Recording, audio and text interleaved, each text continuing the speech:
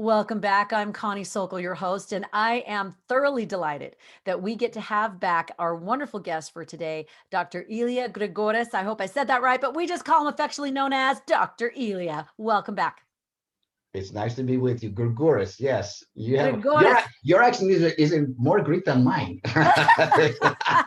I've been practicing in the mirror. We are so happy to have him back. If you missed the first podcast, I encourage you to go back and re-listen to it. Lots of juicy, good nuggets. I was taking notes after notes after notes. But if you have missed it and you're not sure who he is, well, let me give you a clue. He is the happiness doctor. He is a happiness and corporate wellness expert. He's the #1 best-selling author of 7 Paths to Lasting Happiness, which has been translated into 5 languages, in case you're multilingual. And he's also an international keynote speaker. He's spoken in Paris, London, Rome, Athens. He's been interviewed on countless national, international TV, radio, and podcasts. And his newest book is 7 Keys to Navigating a Crisis. Talk about timely. It's a practical guide to emotionally deal with pandemics and other disasters. So we are going to jump right in because obviously this man knows how to deal with what we're dealing with. And you've been able to watch now for about a year how Yes. this is playing out. So just kind of to ease in, I would love to ask you, what are some of the coping skills that you are seeing in this past year that are working the best, that are the most successful? And then we're going to dial it down to just one specific one. But what are some of the ones that you are seeing that are the most successful? I mean, clearly resilience and flexibility and adaptability. If you think that we can go on and do the same things we were doing before this major crisis and have successful results, sadly mistaken. And I've learned by personal example that I need to be more flexible, more adaptable. And as a matter of fact, I've now incorporated that. I said the older I get, the less stuck in my ways I want to be. I want to be more flexible, more adaptable. The older I get, that not guy, oh, this is who I am. I'm not changing right now. I want to be that way because I see the benefits of it. And what kind of benefits, like physically, mentally? You know, so think about this: like elite athletes. Let's just use them. Who are professional football, basketball, hockey, whatever, soccer players who get paid millions of dollars to play a game. They're in peak performance status, right? Mm. What are they doing before every game? Before the game begins, they go out in the field, and what do they do for half an hour? Yep, they're stretching. Why are they stretching? Exactly. Yep, But warming up those muscles. Yeah, because if they don't stretch, what's going to happen to them? there's going to get injuries. That's right. It can pull a hamstring or worse. Now, I say that we're all in the game of life, the Super Bowl of life. Mm. And really, actually, a better analogy is that I used to say life is not a sprint, it's a marathon. This is an ultra marathon Mm. because this crisis has lasted so long, longer than any of us anticipated. So it's an ultra marathon. If we don't stretch mentally, emotionally, physically, spiritually, we're going to pay a huge price. Oh, yeah. So I And think just that the kind of resilience and adaptability and flexibility is key. But the that's first and most important thing, Connie, of course, is self-care. Like that's where it starts. And that's what I want to talk about today. How do we take care of ourselves physically, emotionally, mentally, and spiritually, like specifically? absolutely. And that is in line with your 7 keys to navigating a crisis. That is that #1 way of doing that. And that makes total sense to me because I think so many people that I'm talking to, and particularly women, they are feeling that COVID fatigue. They are feeling the pandemic fatigue. They're like, I can't keep pulling 6 hand carts across the plains, right? I can't keep Right. doing the online school and the work and coming home and making everything work and this dragging on. So if we kind of look at this self-care and let's focus down on what that can look like, let's talk on each of 4 of those. Let's talk for a minute about what that looks like physically. Now, we all know, yes, it's good to be physical and all of that, but what are some ways that you've seen that self-care physically has been even more helpful during this crisis? I'll give you a personal example, a specific example. Before the pandemic, I used to walk like 3 days a week for an hour because I've got gray hair and I need to like move, and moving is good. I had to do it. Mm. Well, when the pandemic hit back in like April, literally 11 months ago, I made the decision as my own stress level increased, right? Mm. To take care of my family, my extended family, friends, clients, and all that stuff. That wasn't enough. So since last April, I walk every day, come rain or shine or snow or heat or whatever, and being outside. In other words, movement.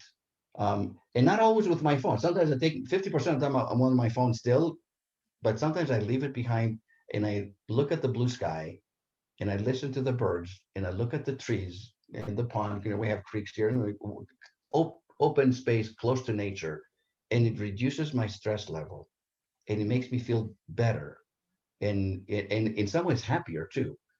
And my hope is that when this whole crisis is over, I'm going to continue that new habit that I've created.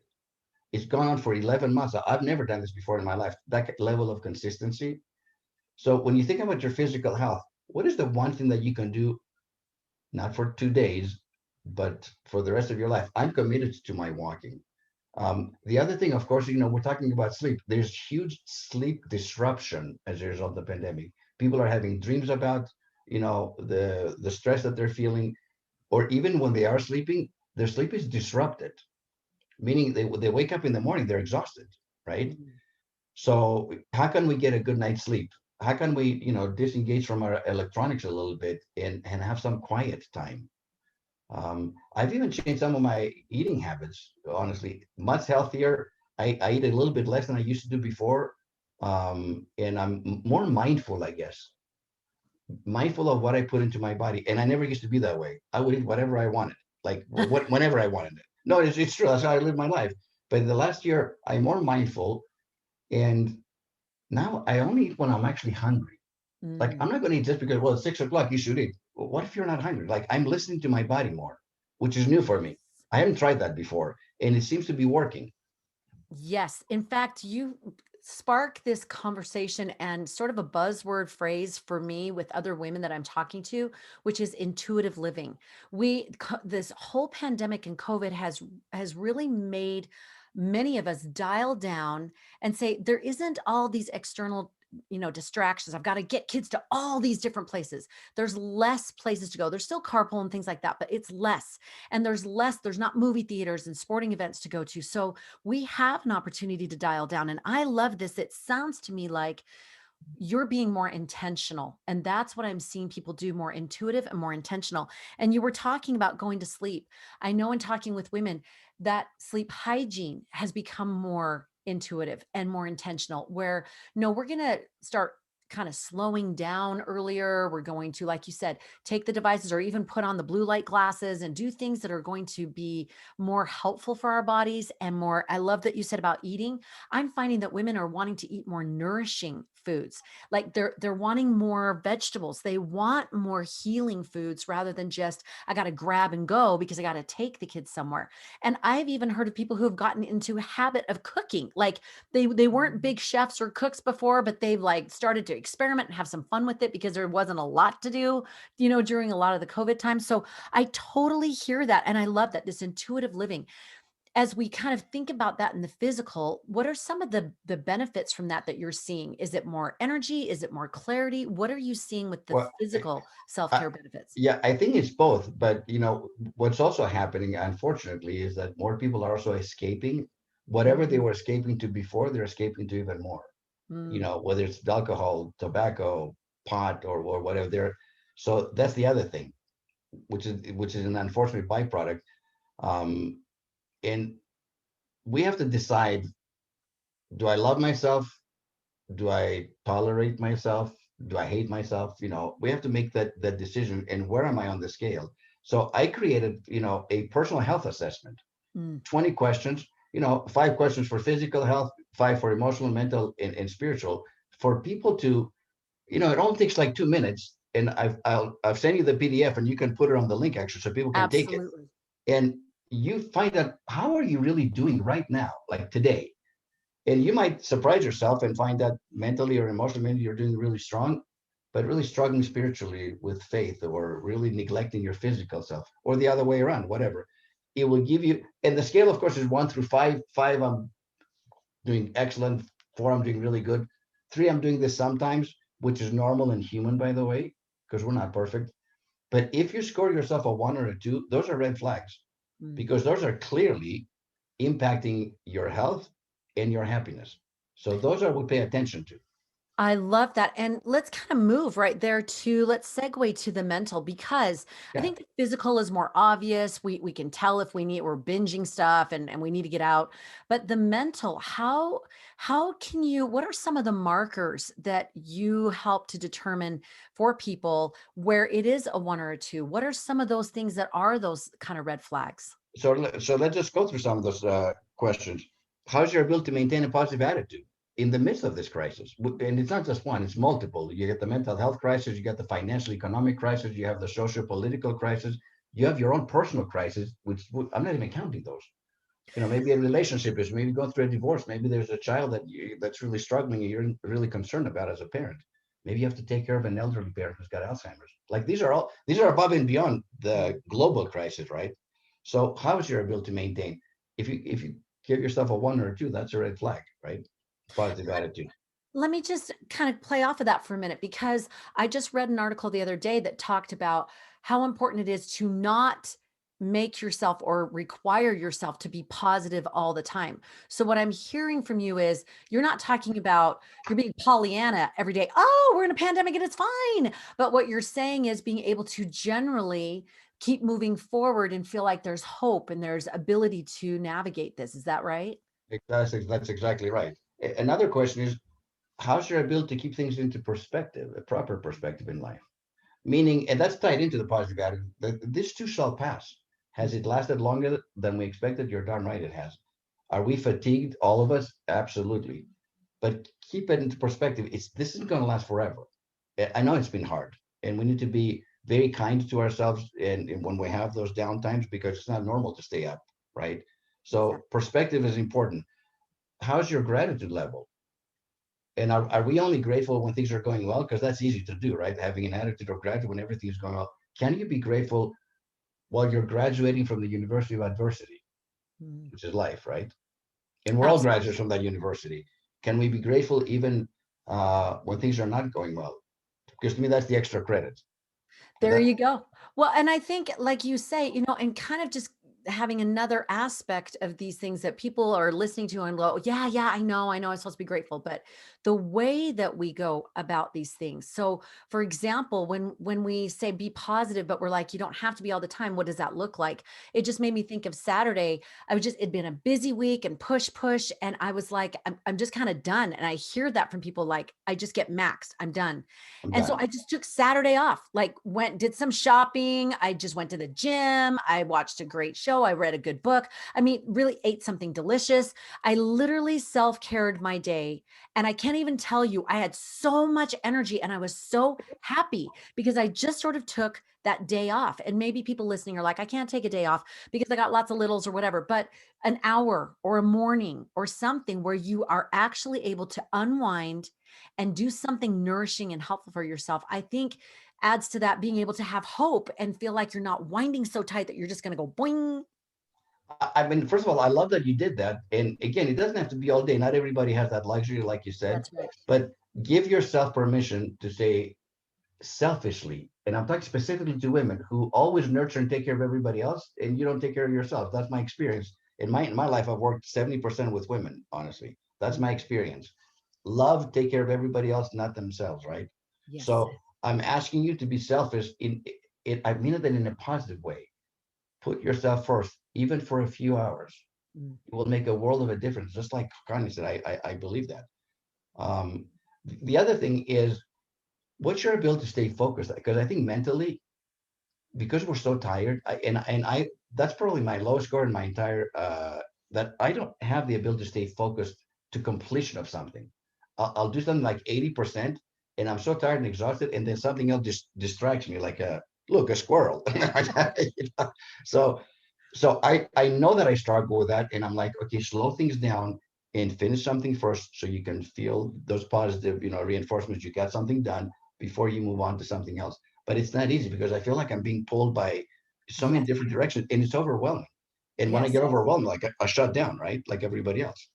So Absolutely. And I think for women, that's especially hard because the pull is even more. Mom, I need help with homework. You've got 3 kids at home, different grades, and you're trying to play mom, or you're doing a hybrid schedule, which we had for a while. And then you have sports. Some of the sports are in, some aren't, some are doing games, some cancel. I mean, it's just a constant in limbo. And I love that idea of getting completion. And I would even add further for women listening, particularly, to do it in what I call chewable chunks, where you're just getting smaller things accomplished. So instead of taking on a huge project and decluttering the entire kitchen, you start with a drawer. You start with your purse. You start with, I'm going to make a meal tonight. I'm not going to worry about the next 5 nights. You just don't look so far ahead. And I have found that in talking with women, that seems to be a helpful thing because we don't really know what's coming down the pike, but being able to finish and focus on what's in front of us and feel the sense of closure and success and achievement, I think is a very important skill. Connie, I love that because you're basically talking about micro successes. But Yes. if you put them together, you link one to another. After a while, you feel like, wow, I've actually had a really good week, Yeah. right? Yes. Yes. And we want to experience that rather than get to Friday night and say, I'm exhausted and I didn't get anything accomplished this week, which is And not true, by the way. That statement is not true. You have accomplished a lot, but you need to slow down and celebrate your wins, which most yes. of us don't do. We go from one thing to the next. We don't celebrate our wins. Um, I did a 30-day challenge with a group of people, and every day they had to like online celebrate 3 wins every single day. Mm. And so, meaning at the end of the month, they had 90 wins. And after the first 10 days, they realized like I'm addicted now to celebrating my wins. And I've never done this before in my life. And I'm like, good for you, sister. I mean, like, that's great to celebrate. It could be small wins. I'm not talking about anything grandiose, but to acknowledge that I have done some things successfully every single day. All of us do things successfully every single day. I love that. And especially for women. I did not beat the dog today. Like, whatever it might be, but finding the pair of lost shoes or being able to get to work and make it back for the game in time. And those, you're exactly right. Sometimes we just kind of skim those and throw them under the rug, or, well, that wasn't really an important thing, but it is. You're exactly right. Being able to reflect on those wins and, what you water grows. I love that. That just Right, adds to that feel of gratitude that, hey, there are good things in the day and I don't need to feel down about what's happening in the world. That kind of leads right into the emotional. Now we're going to wrap up with the spiritual, but with the sure. emotional, I kind of want to segue into that because that physical feeds into the mental, feeds into the emotional. So what are some good emotional tips for being able to deal with this elongated experience? I mean, the biggest thing is the greatest act of self-compassion is self-forgiveness. Like, because we're Mhm. not perfect human beings, right? So when we are not, don't quite reach perfection, how do we deal with that? Are we like beating ourselves up for the next 2 months? Or are we like, you know what? I'm human. It didn't work. I have it. This is a 5 for me because I forgive myself just like that. I've always, I'm Greek. We don't feel too much guilt, actually. You know what I mean? So that comes easy to me, but I know it doesn't come easy for most people. And there's no greater gift you can give yourself to go easy on yourself, be lighthearted with yourself and say, you know what? I'm not perfect. And it's okay. And I'm not meant to be perfect, but I'm really good as a human being. I'm a kind, loving, mom, sister, daughter, brother, father, whatever. I mean, I'm overall, we're actually really good people. Yes. I Oh, yes. remember that. I know this sounds very simplistic, but most people don't recognize that. I mean, when you look in the mirror and deep down inside, even if you are cranky with your kids today, even if you threw a plate against the wall in frustration or whatever, that Or three. doesn't mean you're still a good human being that deserves love, and not just love from God and not just love from other people, but love from yourself. So it's a gift. Gandhi said forgiveness is the attribute of the strong, right? So think about that. It takes strength to forgive, and especially yourself. So I would put that at the very top. Um, I love that. In fact, we were just talking in our coaching call today that if people out there are familiar with the Ho'oponopono prayer, I can never say that, the Ho'oponopono prayer, but that in actually this gal from Hawaii said, actually there's not a word for forgiveness in Hawaiian. So I'm not sure if that's necessarily the case, but that's what she said. And she said, wow. what the closest thing we have is good getting better. And I love that. I thought that's exactly it. When we give ourselves grace, we recognize that we are good and we're getting better. And this is part of the package deal. I love that. Another skill, a coping skill that another gal taught me was we were talking about learning new skills, and I teach women in a disciple thought leadership circle, and we were teaching new skills and things like that. And it was tech, and she did not like doing tech stuff, and most women don't. But it was funny because she said, I've learned a good coping skill. And I say to myself, I let it be easy. And I thought, good for her. So it lets her lighten herself up about herself and her inability to do some of these things, and to stop berating herself and just say, you know what? I let it be easy. I'm not going to get stressed about this. So I love that there's coping skills that we can use to emotionally ride this roller coaster and kind of ride the wave in a gentle way. And the other thing about emotional health is like humor and playfulness, right? And lightheartedness. Those things, recent studies have shown that if we laugh 1 hour a day, the chemicals that are released in our brain stay in our system for 24 hours. Now think about that. 1 hour a day stays for 24 hours. So, and part of the self-forgiveness, of course, is to have a great sense of humor, and because that helps. When people have the ability to laugh at themselves, I mean, their lives are a lot happier. The great thing about getting older is like I can always say, well, I'm just getting older. So I can dismiss whatever happens, like, well, I'm just getting older. I have the best excuse right now. You know what I mean? That's the And, default. and playfulness and lightheartedness is a big part of my daily life. Like if I don't laugh, I'm not happy. I mean, there's a direct link to that. I find humor in me, in myself, and in other situations. I think God has the greatest sense of humor. What do you got to credit what a great sense of humor God has. So, Absolutely. Oh, I love so that's that. another one. And the last one has to do really with relationships. What do I mean by that? Because that contributes to our emotional health. Mm, Do not tolerate toxic relationships in your life. mm, I think I spoke with you before about this. mhm. In 2005, I made a conscious decision. I do not want any toxic people in my life, period. And people say, well, Dr. Elia, how can you say stuff like that? I'm like, actually, I'll tell you how. If I show up in all my relationships, whether it's family, extended family, friends, and beyond, if I show up with love, kindness, and respect, then I expect you to treat me with love, kindness, and respect. That's how I do it. So as long as I do my part, if you're not loving, respectful, and kind towards me, I'm going to call a timeout. I'm like, wait a minute, did I offend you? Have I said anything? Have I done something? No, no, you've been really good. Well, then how come you're treating me that way? Mm. And that's going to end, because if you can't change that, then you and I are going to go our separate ways. So those healthy boundaries really work when you enforce them. What I find in relationship is people who are toxic will challenge that. They'll be good for a little bit, and then they'll go back to their old ways. I'm like, once, twice, three strikes, you're out. And they know I'm in business. So I really, literally do not have any toxic people in my life. And I haven't for a long time. And I can see it a mile. So that's very important, because we can practice all the self-care in the world, and forgiveness and gratitude and all that other stuff. But if we surround ourselves with toxicity, Mm. well, that's really hard to be happy when you're surrounded with toxic people. Oh, yeah, So when you're drowning. start looking around, your in sphere of influence in your environment, and start identifying, right? Mhm. And then, but Absolutely. the key is, of course, I can't be a jerk to you, Connie, and then expect you to be kind, loving, and respectful to me. I have to show up that way with you. And once I do that, I have every right to expect you to treat me that way in return. Period. So what do you do, like, with this pandemic, a lot of families spending a lot of close time together, right? What do you do if there are people in your family that are toxic and you're spending more time in that environment? What's a good way to set some of those healthy boundaries? I mean, I call it out, and Mm. what I call crucial conversations, because those conversations are not easy, and or hot communication. That's the other acronym, which means honest, open, and transparent. Mm. And we, if I do those early on when I identify them, I can do them from a place of love. If I let it go too much, then resentment start coming out. And when I approach them like that, I'm going to have a different attitude, And a different energy. which probably going to put them on the defensive. So I'd rather identify it early and say, wait a minute, I noticed this evening you said a couple of cutting comments in public about me. What's the deal? Why did you do that? Like, we need to be open to have these conversations with people.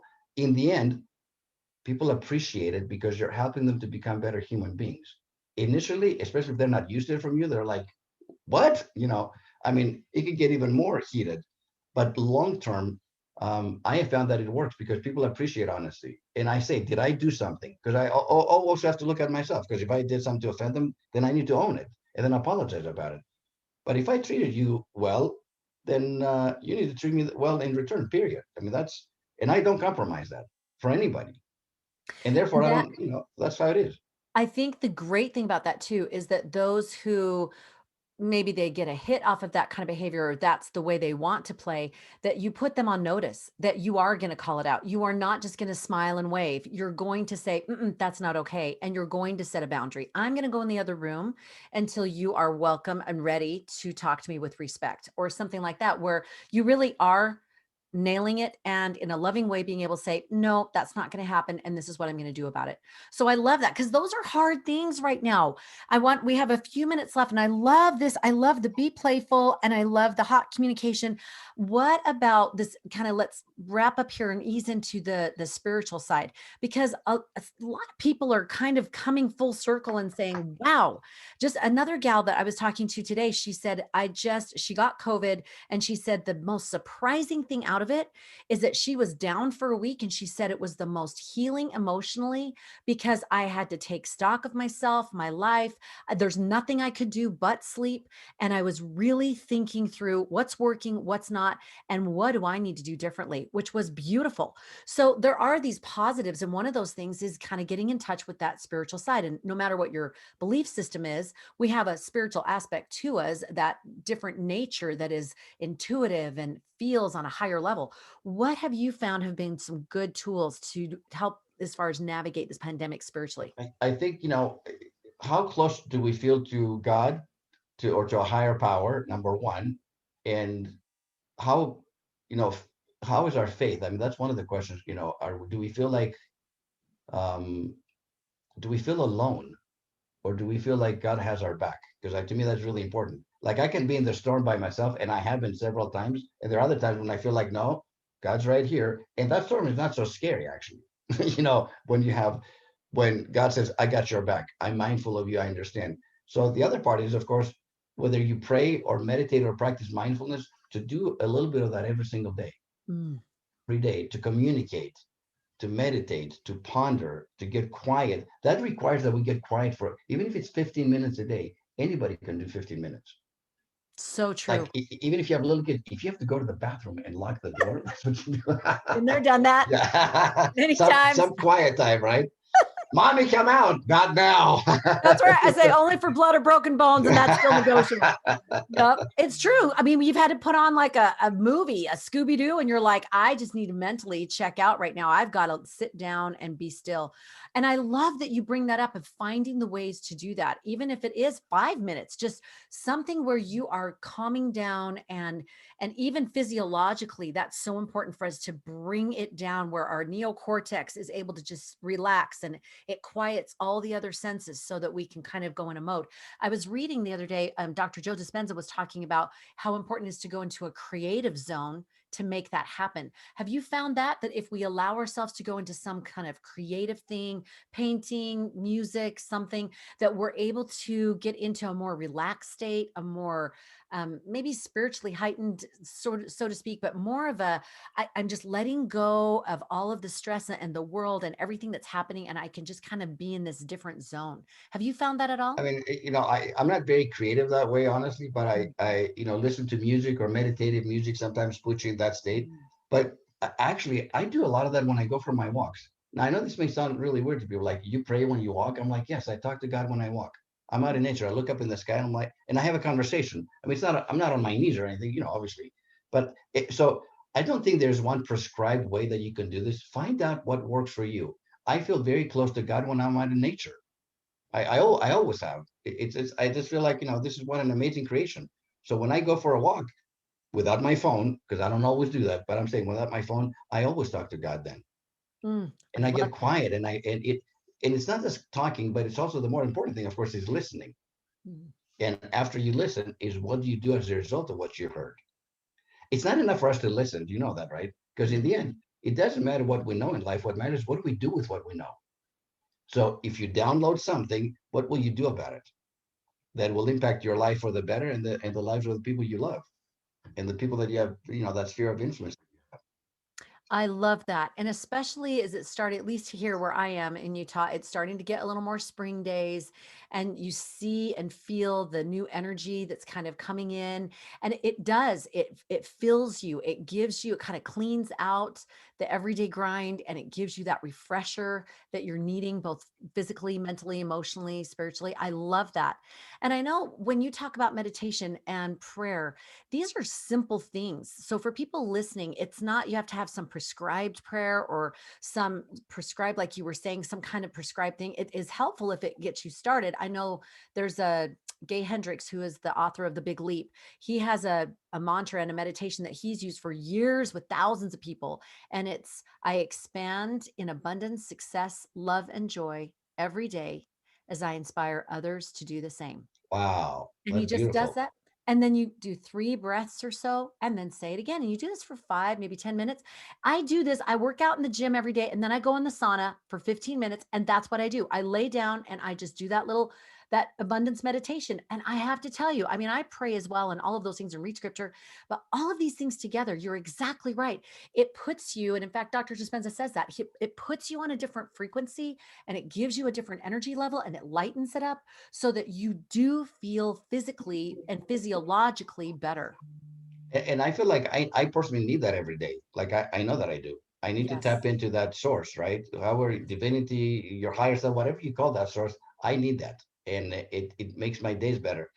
So that's another thing that just like my walk, I don't really compromise with that.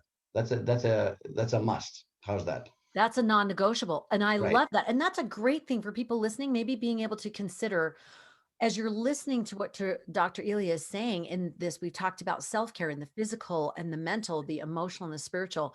Maybe start making a list in your own mind or even on paper of what are some of the non-negotiables that you can do on a daily. I know I teach women the priority 5 and the personal 5 and the professional 5, and it's just your 5 fingers. I call it 5-finger living. And so every day I do something for God, myself, my family, my passion and purpose, which is what I'm doing right here, and then to serve spontaneously. And I feel like when I get to the end of the day and I kind of look back on my fingers and say, did I fill each one of those little buckets just with something? I know for myself, I feel so good. I feel no matter what disasters have happened during the day or expectations that haven't been met, I feel a sense of peace and completion. So that's what I'm hearing from you is kind of figure out some of those non-negotiables. Yes, there's several things you could do in each of these areas, but maybe just choose a non-negotiable, maybe in each one of those that you can play with and see what that feels like. What's your thoughts on that? My thoughts are like, well, as you were going through your 5 fingers, I'm like, that is a very well balanced life. If you can do those 5 things every single day, you are living a very balanced life. Woohoo! Because you're practicing self-care, you're connecting with God, you're living your purpose, but you're also doing something for somebody else, right? And Mhm. let there be no doubt, if anyone is listening to the sound of our voices right now, you're better off than somebody else in your neighborhood, in your extended family, in your city, in your town, in your state, in the world, guaranteed. And there's so much need. We know that loneliness and isolation is at an all-time high. Mm. Ever in the history of the modern history of humanity, people have never been this lonely and isolated as they have in the past year. So there are opportunities to reach out and touch someone via text, a phone call, Zoom call, whatever you want to do, and just connect with them. Just let them know that you care about them, that you're thinking about them, that you love them. What's the worst thing that could happen? Like, why are you calling? Most people are going to say, "Thank you for thinking of me." And by the way, I have been kind of, I really needed that pep talk today. I really appreciate the fact that you reached out and you were thinking of me. It makes me feel loved. That doesn't cost anything, really. Just a little bit of our time. That's all. Oh, that is so true. And I think that's how many people have been able to survive over this last year is how many times I've heard someone say, "Oh, somebody sent me a random text or they dropped something off on the front doorstep," and I felt seen, I felt heard, I felt like I still mattered. I think these are so fantastic. We've talked about a lot of fabulous things today, nice and juicy things, just to kind of remind you as far as the coping skills, the resiliency and the flexibility have been key. Staying focused for shorter periods of time, being able to celebrate the wins in that great 30-day challenge to do 3 wins a day. I love that. Being able to do hot communication, which is honest, open, and what was the T? Transparent, like, Transparent. just That was totally it. transparent. Yeah, yeah, yeah. I was trying to remember what the T was. And then meditate or do something spiritually, connecting daily. I absolutely love this. Is there any one last thought that you want to leave people with that we may not have talked about that would be helpful in navigating this pandemic? Here's yes, there is one thing. Do not procrastinate your happiness. Mm, Don't wait until when the kids grow up, when they go to school, when I get a raise, when I change this job, when I get married, forget all the whens. Forget the whens. Happiness now, because life is too short. If the pandemic has taught us anything, there are no guarantees for any one of us, that will be here next year, next month. So live your best life right now. And a big portion of that is if you practice self-care in the 4 areas that Connie and I talked about, you will find happiness. Happiness takes work. It is a choice, but it takes some work. I mean, it's not like magic. We have to do certain things. But if we do them consistently, and I guess that's the key. Think about this. If you chose to do one thing today and you do it for the next 365 days, where will you be? In mm. a completely different place. I'm approaching 12 months of my daily walk. I've done it. I mean, 11 months into it. I can tell you I'm much healthier and happier than I have ever been in my life by changing once. It's a simple thing, right? I'm walking. I didn't become a triathlete. One simple thing, but look at the difference that it has made. And not just physically. It has made it because I commune with God. So spiritually it helps. I emotionally and mentally I feel better when I'm out in nature. So it has impacted every area of my life. One thing.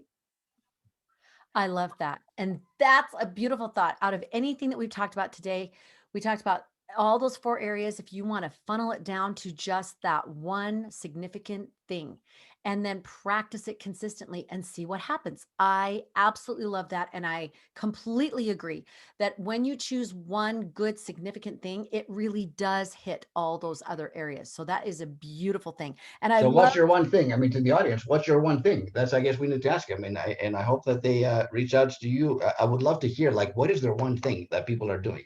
So I know for me, it is the gym. And I'm not a gym person, but this year, starting in January, I was like, I'm at the gym and I'm there 5 days a week. And then I go in the sauna for 15 minutes as a little reward to myself. But I agree with you. It has helped me clean out physically, emotionally, and all of that. So, one thing, that one significant thing. Okay, audience, listeners, wonderful women, what's your one thing? We'd love to hear it. Go ahead and put it on there. We'd love to hear it. If you want to check it out in Purpose Filled Women, my Facebook group, you can post it in there. If you want to get connected with Dr. Elia, he would love for you to do that. Dr. Elia, what's the best way for them to reach you? LinkedIn or dreliagregorius.com is my website, but LinkedIn, I would love to connect with as many of you as I can because I post on there a lot. So yeah. Fabulous. And you can share your one thing and how that's working for you. Absolutely love it. And I love that wrapping up phrase, forget the whens, happiness now. Oh, that is just fantastic. So happy to have you here, Dr. Elia. Thank you so much. And once again, if you want to check out his books, both the 7 Paths to Lasting Happiness and 7 Keys to Navigating a Crisis, they're fantastic. You can get them on Amazon. And as always, if you love the podcast we're doing, check out his other one that we did together. We'll be doing more in the future.